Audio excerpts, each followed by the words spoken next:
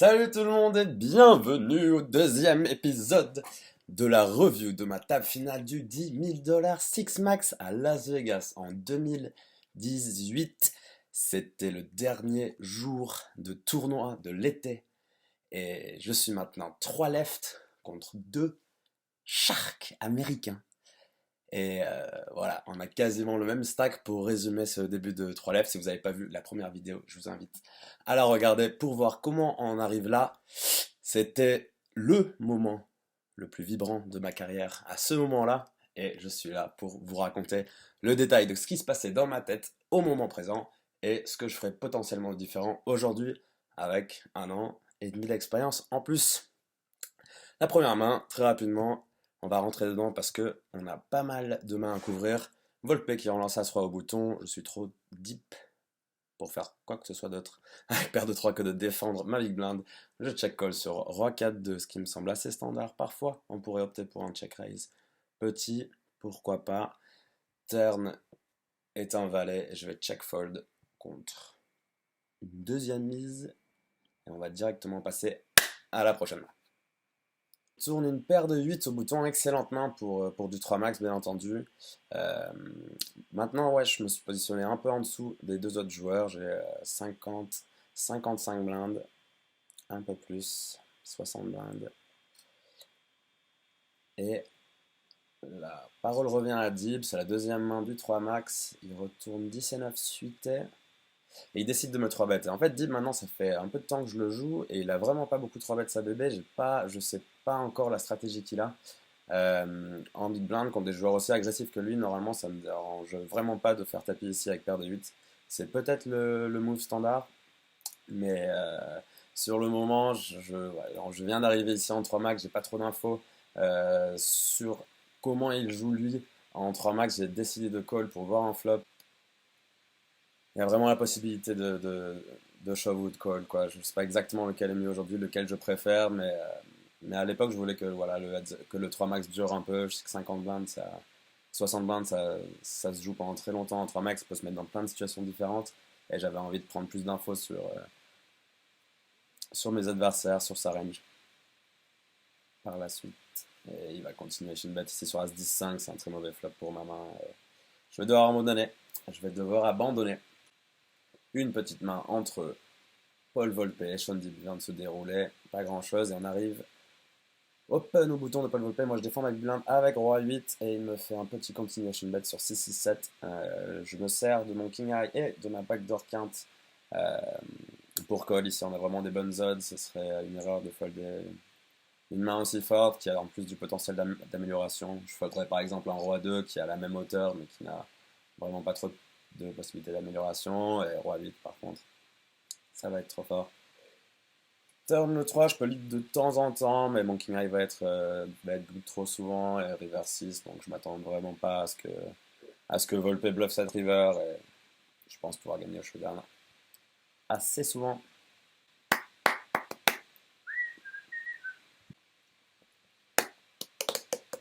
Sean Dib ici en small blind, avec une très belle main, roi dame off, il va relancer un peu plus de 3 fois la mise, complètement standard. Et ici, je vais défendre 42 deep, 8 et 6 suite. Bon, c'est un continuation bet classique chez Sean Dib.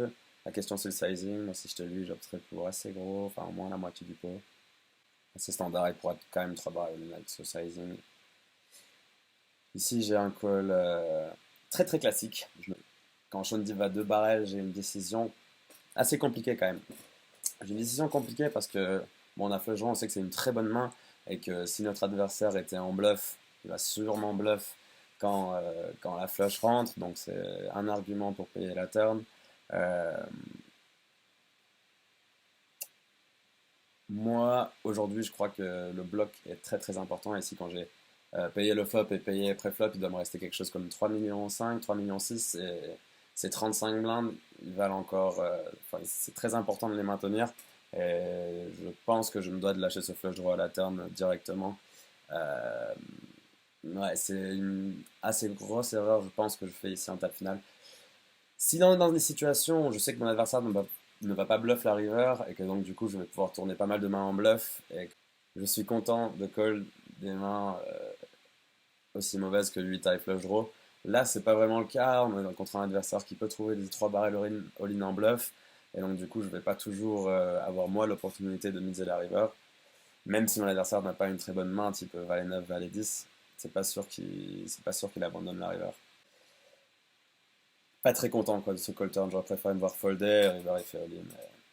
J'ai pas tanké très longtemps. Voilà, donc ici j'ai juste open au bouton. Quelques mains après 9 et 8 suité. Je fais pas un flush draw. Je sais bet dans l'optique de multi-barrel. Et Sean Deeb passe sa main. Rien de très intéressant sur celle-là. On va passer directement à la prochaine. Sean Deeb ici qui limite sa small blind 6 et 7 off. Et moi je check 19 suité. Valet 10. Avec un flush draw. On n'a vraiment pas envie d'isoler des mains comme 9 et 10 suité pré-flop avec 30 blindes. Si on se prend un limp shove, c'est vraiment horrible de perdre l'équité de notre main. Je jette un jeton comme si de rien n'était sur ce valet 10. Et turn, c'est pas une très bonne carte pour moi. Ça améliore énormément de mains dans la range de Deeb. Ici, on va pas parler du dual play de Deeb parce qu'il pense au jeu vraiment différemment de moi. Donc il va avoir un raisonnement pas exactement, pas similaire au mien. Et donc du coup, ses raisons de 2 barrels la turn, car il a 2 barrels, ne seront pas les mêmes que les miens et j'aurais pas choisi sa main. Mais on va pas parler de son play, on va parler plus de ma décision. Donc ici c'est une carte sur laquelle moi je pense que Deeb il va un peu overbluff, simplement parce qu'il se dit que je vais fold beaucoup de 10 et que j'aurai raise des valets au flop. Donc du coup en fait quand je call, j'ai soit un 10, soit un draw type 8-9, dame 9, pas roi dame parce que j'aurai raise pré-flop sûrement. Je pense qu'il va overbluff cette turn et même si c'est pas une excellente turn, je pense que je peux pas folder ma main. Donc à call. Et la river, une carte très intéressante, le 7 de trèfle. Et maintenant, il y a peu de chances que j'arrive à trouver un hero call si Deep bet encore. Il y a plus de chances que j'ai envie de soit transformer ma main en main, soit que j'ai envie de transformer ma main pour faire tapis en bluff en essayant de représenter un full. Donc j'aurais sûrement abandonné contre une mise. Mais il check et ici, bah, la décision est intéressante parce que finalement je m'attends à ce qu'il bluffe quand même pas mal. Et quand il check, j'ai l'impression qu'il a un peu plus de showdown value et que donc du coup mon 10 n'est plus bon. Et j'ai peur qu'il ait une main type 5 et 6 off, qu'il a décidé de multi-barrel avec un trèfle, ou des mains comme As 2 off, qu'il a barrel avec le 2 de trèfle par exemple. Et je pense pouvoir faire folder ses mains en mise en river. J'ai vraiment pas beaucoup de bluff quand ça arrive ici et que bah, forcément je vais check back mes dames, bah, j'aurais peut-être raise en valet au flop, mais si je l'avais la main dans le valet, je vais le check back. Donc je crois que je suis vraiment au bottom de ma range et que je suis content de bluffer celle-là. Mais bon, il n'y avait vraiment pas grand-chose. Allez les gars, c'est passé. Il avait rien. Prochainement. On accélère quelques mains. Ici, c'était une main où j'avais limpé As-Dame en bataille de blindes avec 25 blindes dans l'espoir qu'il me fasse 3x un peu en bluff, que je puisse shove ou qu'il shove lui-même des mains moins bonnes. Mais non, c'est venu Queen High, il a checké. J'ai bet rapidement et il a foldé. Passons. Paul Volpe au bouton avec Roi 10 off, 66 blindes, un très bon stack, un open complètement standard. Sean Deeb il réfléchit un petit peu, il voit s'il veut 3 bêtes son valet de suite et finalement il le rentre au pied et moi je défends ma big blind, 28 blindes deep avec dame 8 off, on veut un bon flop, les flops commencent à être importants, top pair, c'est pas mal, dame 10-6 avec un flush draw, check check et la terre de king dame, et ça pour l'instant tout ce qui s'est passé dans cette main c'est excellent pour moi. Donc d'abord entre le check et le bet on a vraiment envie de bet pour la bonne et simple raison que notre adversaire a montré de la faiblesse au flop et que donc du coup on va vouloir bet beaucoup de bluffs et sur ce board on a beaucoup de bluffs, on a beaucoup de gut shots, on a des 7-8, on a des 8-9, on a des valets 9, Roi 9, on peut avoir vraiment pas mal de mains à potentiel, on peut avoir des flush draws, donc on va avoir tellement de bluffs qui vont battre cette turn que j'ai vraiment envie d'avoir mes dames comme main de value. J'ai pas envie de, entre guillemets, déguiser ma main pour check raise. Je pense que je représenterai plus de force et que tout simplement j'ai envie d'utiliser un gros sizing car j'ai énormément de mains en bluff pour pouvoir équilibrer et me permettre de faire un gros sizing. C'est très important aussi par rapport à mon stack. J'ai vraiment envie de prendre le plus de value possible parce que chaque jeton est très très important quand on a un stack de 28 blindes. Et j'opte pour 400 au flop, ça me va très bien. 2 tiers du pot. Volpe qui colle, ici c'est un call complètement standard avec sa main. Et la river, une belle brique qui blanque tous les draws. Alors ici, c'est à peu près le run-out de rêve. La seule question qui passe par ma tête, c'est quel sizing utiliser. Il me reste à peu près 2,1, 2 millions peut-être. Ouais, bah, 2,1 derrière. Le pot fait 1,3. Il y a des arguments pour shove directement. Et il y a des arguments pour faire un peu moins cher. Euh, Pourquoi shove serait une option? Parce qu'on a tellement de bluffs et qu'ils ont tous briqué la river que ça nous permet théoriquement de faire très cher. On va vouloir prendre le maximum de value aussi avec nos dames et on va pouvoir équilibrer ce bet très très cher car on a énormément de mains qui ne font pas des bonnes mains. C'est un peu plus difficile à expliquer, mais j'espère que vous avez compris. Moi, je n'opte pas pour faire tapis, j'opte quand même dans la même stratégie de bet très cher, mais plus proche du pot pour me laisser quelque chose comme 6 ou 7 blindes derrière. Pour quelques raisons, j'ai l'impression que j'ai une image perçue à ce moment-là par Paul Volpe comme un joueur qui va pas réussir à bluff all-in. En ce moment, la tendance fait que les joueurs dans ces spots-là ne vont pas pour le all-in, mais se laissent un peu juste parce que c'est une stratégie qui peut payer très très cher quand on a un peu de variance positive par la suite. Si notre coupe passe pas, ces 5 blindes elles valent infiniment plus que 0. Donc ça devient intéressant de se laisser un peu derrière. Et moi je pense vraiment pas que Volpe il se dit que je blufferai tout mon tournoi ici. Je me dis que par contre il se dit que je blufferai une bonne partie de mon stack. Il faut vraiment vraiment vraiment avoir la bonne décision ici parce que et le bon sizing, parce que la différence entre un call et un fold pour quelques blindes d'écart, c'est une décision primordiale. Moi, je préfère largement qu'il me colle 100% ou 90% du temps avec un bet à hauteur du pot, ou quasiment le pot, plutôt qu'il me colle, disons, 50 ou 60% du temps à tapis, même si ce serait le plus beau play et que c'est vraiment le moment où je pourrais me dire, ouais, j'ai un super joueur et j'ai vraiment pris le maximum de value sur cette main. Sur le long terme, entre guillemets, de ce coup, je préfère vraiment m'assurer d'un bet qui va quand même bien changer ma situation dans le tournoi. Et, euh, et aujourd'hui, je suis assez content. Je pense que je referai le même sizing, même si ça peut être tentant de faire plus cher. C'est clair. Et ici, avec Volpe, c'est une décision vraiment difficile. C'est vraiment dur de rendre sa main. Bon, il n'a qu'un bluff catcher avec ce sizing, c'est sûr. Mais je crois que j'ai l'image du joueur qui peut bluff. Et je pense que je me colle aussi dans cette situation. Sans roi de pique, en bluffant que peut-être roi 9 et roi valet. C'est très difficile de folder à sa place. Et le public qui s'enflamme derrière. Et je rattrape Volpe avec cette main. C'est vraiment super important ce genre de coup. C'est vraiment, vraiment, il faut prendre ça en compte quand vous êtes dans une table finale, que les coups que vous jouez contre des joueurs qui ont des tapis similaires aux vôtres ont d'autant plus d'importance parce que si vous avez raison, ça va creuser l'écart. Et si vous avez tort, ça va dans l'autre sens. Petit 3 bet, As Dame off. Contre le Sean, il tank un peu, il a envie de faire tapis. Il est un peu énervé, il se dit que je prends le spot. Mais, regarde, il a quand même une main bien pourrie. Et il lâche. Alors, ici, on est juste quelques mains après, peut-être 2 mains après.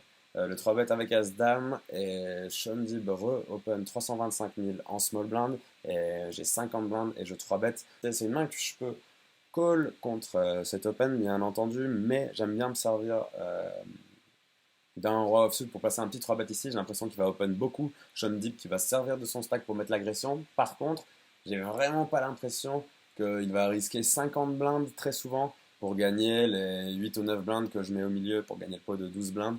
Alors qu'il a déjà un écart énorme, je me disais vraiment qu'il va mettre de la pression dans des petits coups, mais pas prendre des gros risques, des risques qui pourraient inverser toute la situation. Donc du coup, j'avais comme plan de beaucoup le 3 bet parce que je sais qu'il openait beaucoup. On va voir si ça marche.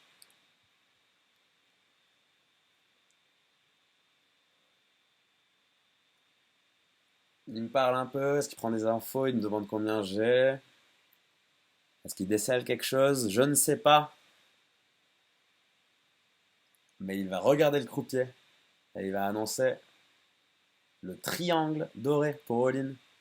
50 blindes à suite off, j'ai un peu sous-estimé, je pensais pas qu'il avait des moves comme ça, je pensais vraiment à ce moment-là qu'il allait shove, je sais pas, peut-être As-Val et suité, As-Dame, paire de 8, paire de 7 peut-être. Je ne m'attendais vraiment pas à ce qu'il y ait beaucoup de shove comme ça, je connaissais pas assez mon joueur, aujourd'hui peut-être que je prendrais moins de spots contre lui, mais, euh, mais sur le moment j'étais surpris par cette agression, je ne m'attendais pas à ça. Main juste d'après, Dame 7 suité au bouton, il open, et je retourne 5 et 6 suité en small blind. On est vraiment à la main juste après, et je me souviens, mon instinct direct, bah, je suis un peu tité parce que je viens de perdre le 3 bet juste avant. Je retourne 5-6 suité, mon instinct, enfin ma première pensée c'est bah vas-y fold, je viens de perdre mon stack un peu en 3 bettant une main de merde. Vas-y, c'est l'instinct direct dit de fold. Et après, je me suis dit, voilà, main juste d'après, je pense représenter quand même pas mal de force si je le re-3 bet ici avec 40 blindes. Ce qui est sûr, c'est qu'il va jamais shove light sur ce coup parce que son shove juste avant est passé. Donc finalement, je me suis dit que c'était encore un bon spot de 3 bêtes euh, du haut de mes 40 blindes pour rattraper Volpe. Et je vais les remettre et ça passe très rapidement pour ce coup. Il faut y aller, hein, il faut y aller, c'est du travail.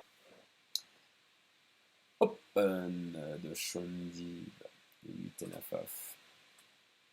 C'est parce qu'il open des mains comme ça et qu'il ne limpe pas que je crois que mon 3 bet avec Roi 8 off. Et ouais, je crois toujours qu'il était assez bon. Il a une stratégie complètement mixée. Il va vraiment se servir de son stack pour mettre la pression. Je savais qu'il pensait ça. Donc si je savais qu'il me 4 bet shove de à suite, j'aurais pu 3 bet call, face 9 suite. Mais je savais pas à ce moment-là. Je paye, bien évidemment. Le continuation bet à turn, 10 de trèfle.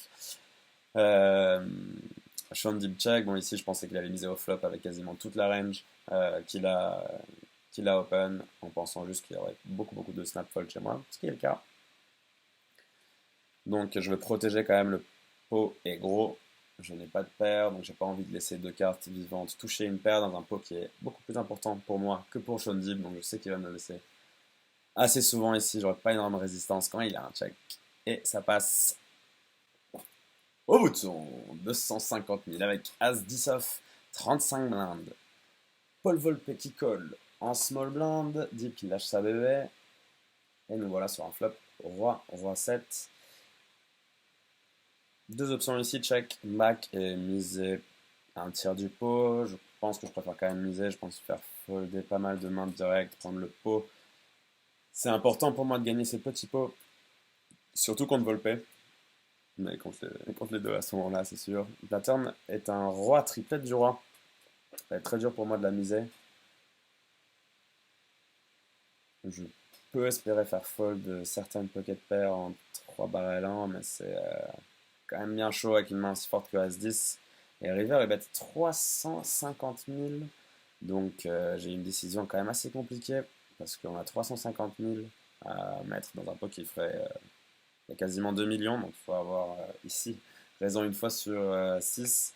Mais encore une fois, c'est la différence entre est-ce que sur ce moment-là, avec ce sizing-là, il a toujours une main en value et donc du coup on n'a pas bon une fois sur 6, ou est-ce qu'il peut trouver certaines flottes au flop qui va miser aussi peu cher River. Bah, j'ai décidé que non, et j'ai décidé de lui donner. On ne saura pas ce qu'il a, mais à mon avis, c'était quand même une belle paire de deux. Je le vois pas bête, par exemple, As-2 suité qu'il aurait joué comme ça, mais je pense que c'était un bon fold. Ici, en small blind As-Dame, excellente main. Je peux limper, je peux raise, les deux options me vont. C'est peut-être un peu mieux avec l'exact stack que j'ai de Limshov. Le Volpe ici qui donne combien j'ai. On va avoir un flop. Valet 9-6 ici, j'ai une décision quand même compliquée. Parce que avec 25 blindes, est-ce que j'ai envie de commencer à barrel ce flop? J'ai vraiment pas mal d'équité contre sa range de call. J'ai la dame de pique, je peux multi-barrel certaines turns, mais je me suis dit que ça frappait vraiment trop sa range de call, les 400 000, et que j'avais pas encore accumulé assez d'expérience à ce moment-là pour trouver trop de bluffs super profitables sur certains run-out. Donc, j'ai décidé de check fold lâchement ce coup, malheureusement. Contre une main comme Roi-Dame, ça fait pas plaisir. Ça, c'est sûr. La prochaine main, mesdames et messieurs, est une main très très importante. C'est pas moi qui la joue pour la première fois. Je vous montre une main jouée entre Sean Div et Paul Volpe.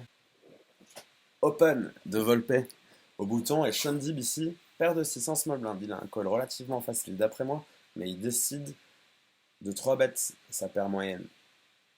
C'est vraiment pas un play que j'aime bien avec ses profondeurs.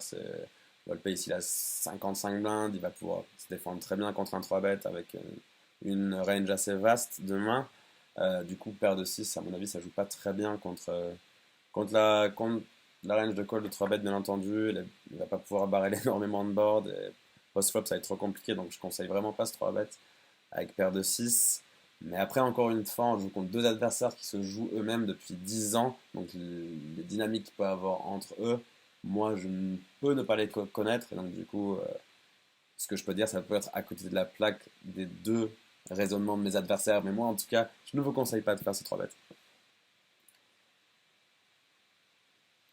En plus, ces 3 bêtes pas très cher, les 3 bêtes à 825 000, pourrait faire un peu plus. Et ça revient à Volpe ici. Il a une décision assez intéressante. Moi, je pense qu'ici, à sa place, je fais tapis tout simplement parce que je pense que Deep va quand même pas mal me 3 bêtes et que j'ai pas envie de call et de le laisser voir un flop avec sa range light. Et j'ai pas envie de 4 bêtes pour un deuce en shove, par exemple, avec As-Dame ou As-Valet. Ça me va pas du tout. Je préfère shove moi-même, faire fold des As-Dame ou des As-Valet ou des As-10. Et mais Volpe, il va prendre une différente option, messieurs dames. Il va prendre l'option 4 bêtes. Et le seul raisonnement que je peux trouver qui le défend, c'est qu'il doit connaître super bien son adversaire, quoi. Il doit jouer depuis 2 ans. Il doit savoir que A, il 3 bêtes des petites pocket pairs. Et B, quand il les 3 bêtes, c'est pour 5 bêtes shove quand les montants sont bons. Mais ça, c'est vraiment un play qu'on pouvait voir, à mon avis, en 2009, 2010, 2011. Le fameux je 3 bêtes mes petites paires pour les 5 bêtes all-in. C'est des joueurs qui étaient là à cette époque-là, c'est des joueurs qui se jouaient à cette époque-là, et c'est sûrement des plays qui pouvaient arriver entre eux à cette époque-là. Ça arrive à Dib, du haut de son Chippy, de ses 8 millions d'eux. En fait, ce qu'ils font ici, mathématiquement, entre guillemets, ce qu'ils font, c'est qu'ils m'écrivent tous les deux un énorme chèque. Ça part à tapis. Sean Dib qui 5 bet shove, sa paire de 6. C'est plutôt fou dans ce cas. Et Volpe qui 4 bet call, une paire de 10, ouais, c'est les deux qui m'écrivent un assez gros chèque niveau ICM. C'est pas un play que je recommande, mais niveau play to win, niveau point joueur de l'année, parce qu'il faut savoir que moi déjà j'étais pas mal, j'étais dans le top 10 joueur de l'année à ce moment-là, et je me disais, bah attends, si je gagne ce tournoi, ça se trouve, j'aurais ma tête au Rio toute ma vie, ce serait n'importe quoi. Mais eux, ils étaient deuxième et troisième du leaderboard avant la table finale. Donc c'est n'importe quoi. On avait en gros le gagnant de ce tournoi qui allait passer à la première place du leaderboard. Donc du coup, je pense que c'est un coup où ils se sont aussi dit, bon ben voilà, ça c'est un coup pour la win. Dib s'est dit, si ça passe, c'est bien, je vais être cool. Je peux flipper contre As-Roi et jouer pour la win. Et Volpe s'est dit, je connais Sean il peut me spew. Et du coup, ça va être le coup pour gagner le tournoi. En tout cas, c'était un coup de fou. Je suis retourné voir mon rage, j'ai fait oh là là, ils sont partis à tapis de 10, de 6. Je pourrais être en HU pour mon troisième HU de l'été. Je n'aurais pas été bien embarqué, j'aurais vraiment. Ouais. On va voir ce qui se passe sur ce board. On connaît malheureusement la suite, je n'ai pas gagné ce bracelet. Mais cette main, cette main a failli me faire gagner beaucoup d'argent. Mais ouais, non, vraiment un beau nage de la part de Vol quand même sur ce coup. Il faut vraiment connaître son adversaire parfaitement, c'est chaud. Et donc, double up chez Volpe. Et maintenant, Sean Deeb qui passe short stack. Je suis en bonne position par rapport à lui. Maintenant, il se pose de 13 blindes au bouton, ou 12 blindes. 12-13 blindes au bouton. Et, euh, et moi, j'ai mes 20 blindes en small blind. Donc, Volpe, énorme favori maintenant. Et voyons ce qui se passe la main directement après. Ils sont tous là, mes amis. Alex Aurélie, John, Sylvain, Harper, les deux Victor, David Du, j'ai vu Michel, Ligdou. C'était la folie. C'était la folie, il y avait tout le monde. La fin de l'été. Et bon, la prochaine main, je vous l'annonce, elle est cruciale. Donc en gros, Sean Deeb qui vient de spew son stack. Il a entre guillemets play to win avec sa paire de 6. Il n'a pas win. Et il se retrouve avec 13 blindes au bouton. Le dealer distribue les cartes. Paul Volpe il demande à droite, à gauche combien est là. Sean Deeb il regarde sa main et en 5 secondes chrono, il annonce all-in. Et moi, je retourne Dame Valet off en small blind. Bon, plein d'explications. Ici, qu'est-ce qui passe par ma tête? Dans ma tête. Dans ma tête, par ma tête. Ici, en situation générale, ça va être une grande différence, par exemple, avec le live et le online. Si c'était online, je vais folder ma main. Pas de problème. Je sais que la grosse blinde va call assez souvent déjà les 13 blindes, donc ils peuvent jouer en coup à tapis E2. Moi, j'ai un stack intermédiaire, du coup, niveau ICM, j'ai vraiment envie d'attendre que le joueur en troisième position bust, ou du moins qu'il joue un coup à tapis avant de moi risquer de jouer un coup à tapis. C'est vraiment des choses qui sont primordiales, des choses primordiales dans les tournois sur internet, sur toutes les tables finales que vous allez faire. Il faut folder ses spots parce que bah, notre main est juste pas assez bonne dans une situation où on a beaucoup d'écart d'argent. Mais donc j'ai foldé? Non. Cependant, ici en live, on peut se servir d'autres informations et j'étais persuadé que Sean Deeb avait une mauvaise main tout simplement parce qu'il achève en 4 secondes. Il vient de perdre un coup énorme, un coup où tous les stacks changent, la situation change. Je suis même pas sûr qu'il a eu le temps d'exactement bien compter son stack, de savoir combien de blindes il a déjà shove. Il est là, I'm all in. Attendez, si on retourne 2-8, 2-9, 2-10 de valet, 2 dames, 2 rois, 2 as, je parle même pas, mais As-Roi, As-Dame, toutes ces mains hyper fortes, c'est instinctif de prendre plus de temps que 4 secondes et de regarder le croupier et de faire all-in avant même qu'un joueur ait rangé ses cartes. Non, c'est instinctif de un peu jouer à l'acting, d'au moins recompter son stack une ou deux fois, demander combien je joue, être paniqué, pas savoir quoi faire et finalement shove pour espérer potentiellement induire un call moins bon. Entre guillemets, c'est ce qu'on peut se dire. Et c'est vraiment ce que la plupart des joueurs font. Pardon. Et ici, quand je dis snap shove, je me dis, il n'a pas As-Roi, il n'a pas As-Dame, il n'a pas de 9, il n'a pas de 10, il n'a pas de Valet, il n'a pas de Dame, il n'a pas de Roi, il n'a pas de As, c'est sûr, c'est ce que je me disais. Donc du coup, est-ce que je domine quand même pas mal de Valet XUT qui va shove, de Dame XUT qui va shove, c'est Sean Deeb, ici il va shove beaucoup, il play to win, il vient de 5 bet shove paire de 6, tout ça, ça passe par ma tête. Et ce qui va finalement me faire call ici. Et bon voilà, c'est un call que des solvers diront que c'est pas bon parce que t'as une range qui est comme ça de shove 13 blindes. Moi j'ai éliminé énormément de bonnes mains dans sa range. Ça c'est vraiment vraiment des grosses différences par exemple entre le live et le online. Qui sait Qui sait, ça a quand même pris un peu de temps, mais voilà, je vous ai expliqué pourquoi. En live, ça a dû me prendre peut-être une bonne minute. C'est une situation importante, mais ouais, je crois que je dominais vraiment trop de mains. Même avec une main comme roi-dame, j'ai l'impression qu'il va tanker un peu plus. Mais voilà, maintenant on joue les 5 cartes. C'est un coup de poker, hein, 60-40. C'est souvent le cas. J'appelle le dame de 2 dans ma tête. J'ai quand même des flops pas mal. Un petit valet de 8 et on sent bien. Petit dame valet aussi, c'est pas mal.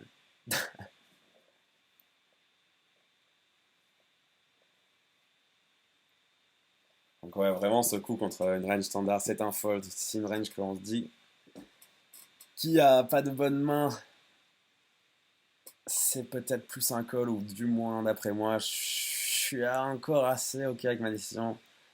Mais malheureusement le 5 est venu s'abattre sur la turn, on veut un 10, un roi, un dame, une dame, un valet, quelque chose qui nous donne un peu d'équité, on veut faire vibrer le règle, on veut éliminer Sean Dib. Non, 6 à la turn. Et ça c'est la merde, c'est la mauvaise nouvelle. Full double up pour Sean Dib et c'est vraiment là. Bien sûr, ce qui est arrivé de temps en temps ici quand je colle avec Dame Valet, je vais pas gagner à chaque fois, c'est sûr. Je m'attends à ça, j'accepte, très important, et je passe à la prochaine main. Moi, il n'y a plus grand chose maintenant d'intéressant. Ça fait open au bouton de Paul Volpe sur ma big blind, j'ai 6 blindes. Je décide de défendre avec Dame 9 off, 7 blindes. Je sais pas en plus exactement quel est le meilleur play entre shove ou défendre. Et c'est venu en plus d'une gut shot, il a battu une main, mais j'ai foldé, il avait une paire de dames, donc je me suis sauvé sur celle-là.